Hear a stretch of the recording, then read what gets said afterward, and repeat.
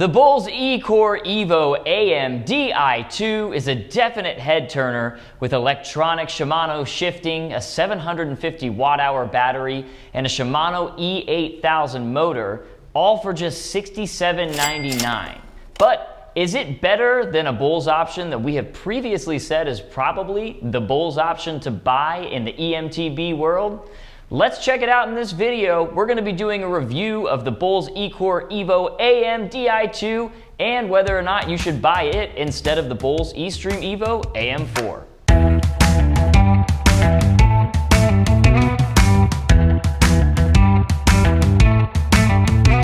So Austin is going to be taking this bike out a little bit later in the video so that you can see how the shred master general of fly rides does things on the Brose E-Core EVO AM Di2. But first things first, you know what we got to do. Let's talk about specs, baby. Let's talk about specs, baby. Starting off with the drivetrain, Brose has set you up with one of the best drivetrains out there. It is an 11-speed Shimano Dior XT Shadow Plus drivetrain with Di2 electronic shifting, which you probably knew because you probably saw it in the name of the bike. That's what the Di2 stands for, electronic precise shifting. I also love a Shimano drivetrain on the Shimano Steps E8000 motor because there's a lot of nice integration that you can have. You can tell what gear you're in just by looking at the display. You don't have to kind of do any guesswork. This integration also means that you don't need to separately charge your Di2 shifting. There's no external battery or anything like that like you sometimes have on like an Access dropper or something. It is all integrated within the motor and you can shift precisely without a cable. 11 speeds on an 11 to 46 tooth cassette in the back. Pretty nice.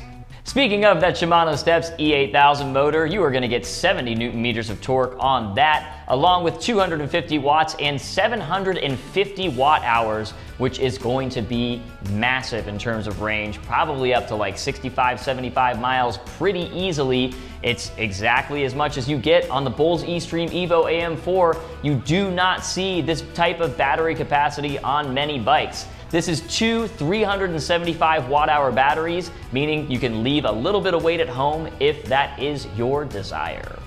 The group set is rounded off with Magura MT5 hydraulic disc brakes front and rear. That's 4-piston front and rear, and also 180 millimeter rotors front and rear as well. Should be solid stopping power for the type of riding you'll be doing on an all-mountain bike. Your suspension setup is certainly no slouch on this bike either. It's 150 millimeters of travel, front and rear again. You are getting Fox front and rear too. It's a DPS rear shock in the back, pretty standard for a bike of this level. And in the front, it is a Fox 36 Float Rhythm Air Boost. This is a great fork, especially for that price point of $67.99. Pretty nice of Brose to get that on there and also give you the electronic shifting too. And you're getting a good set of tires as well. It's gonna be a 27.5 inch wheel set that is tubeless ready as well, so you can go tubeless on this bike, and knobby nick tires that are 2.8 inches wide. That is why this is such a strong descending bike. That's something I found while riding it for sure. Brose bikes in general, I have this experience on. They have nice wide tires. They're a little bit heavier, so they are very, very confident descending bikes. And then of course there's a couple fun amenities for you too. You do have a KS lev dropper on here, and also you can set up monkey link accessories like on most Brose eMTBs. So actually, in a side-by-side comparison, the Brose E-Core EVO AM Di2 and the Brose eStream EVO AM4 are actually very similar. A lot of the same specs from bike to bike. But who is going to perform better out on the trails? Well, I have already done a lot of time on the Brose eStream EVO AM4 and a little bit on the Di2. So we're going to have Austin take this bike out and see what he thinks, get a different rider's opinion, and then we'll meet back here for our final picks. Austin, take it away. Good morning, everybody. Check out that view. Let's get up the trail.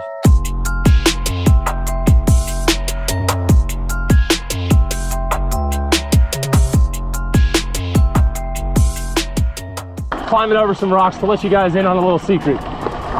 This is my second ride on this charge. I was out here yesterday at sunset, filmed some clips, and I'll be honest, I actually like that we did that because now I know it can push me up this 5 mile, 2,000 plus foot climb twice in boost mode with plenty of battery to spare. So as we're climbing up right now, look at that view.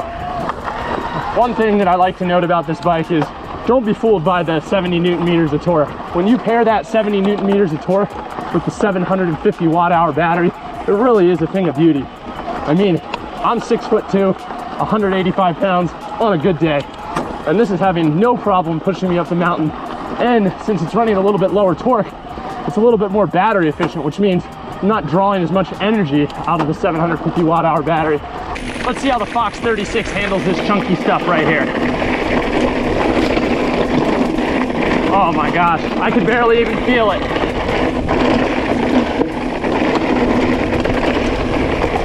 Those 27.5 plus tires are just soaking it up paired with the Fox suspension. Alrighty, let's test this on some flowy straightaways. I'm already super impressed with how this bike is handling down the trail. It's really just cruising over everything. Got a little jump right there, but it holds its speed perfectly. Here we go. Love this section through the trees. This bike is just flowing so nice. Got a little jump.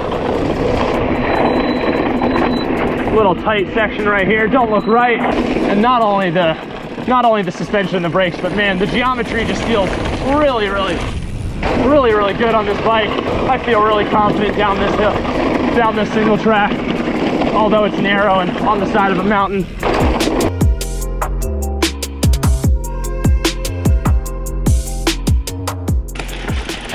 See how this bike feels in the air and the landings with the suspension. No issues at all.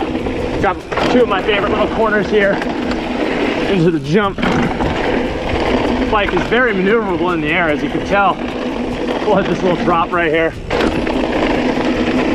Suspension is just soaking up all the chunk in the trail.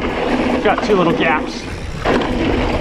Oh man, you wouldn't even know this bike weighs over 50 pounds.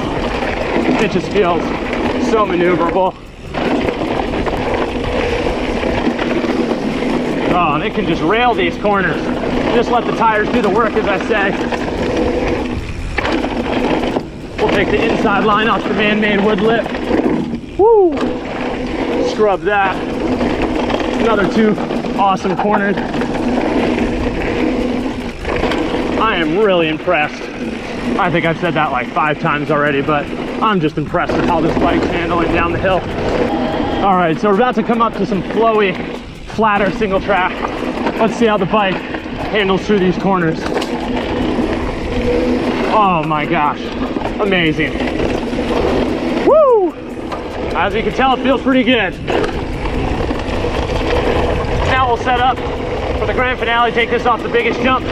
Let's do it. Easy.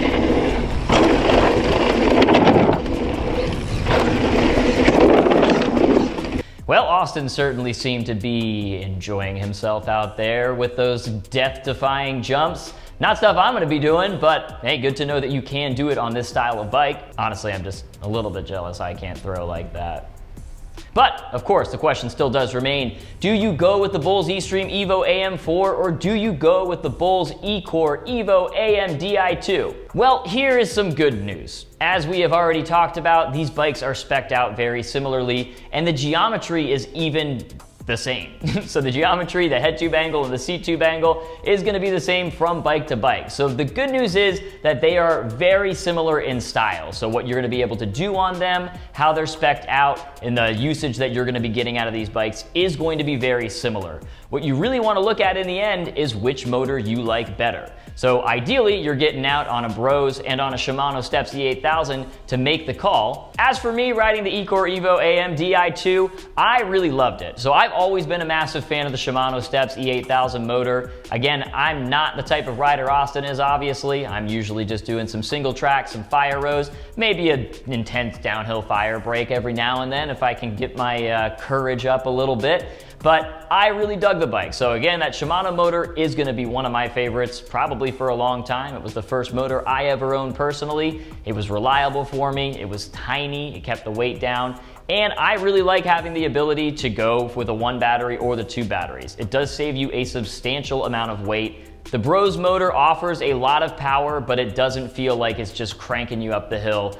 like the Shimano Steps E8000 can. So if you want that oomph at the beginning, so that a lot of like out the gate power, and you also want something that's gonna be a little bit more techy, so you've got that Di2 shifting, it's gonna be more precise, it's got the electronic shifting on there. That is when you would wanna go with the Bulls E-Core EVO AM Di2. It's definitely taking the E in e-biking and turning it into like a capital E. It is electronic, baby. So again, if you're going for more techy, kind of more power out the gate, it's probably gonna be the E-Core EVO AM Di2. Plus, at the price point of $67.99, getting Fox suspension, electronic shifting, a Dior XT derailleur, it is hard to find a bike with this kind of specs at that price point. So I think either option is going to be great, but it just depends on what you personally are looking for.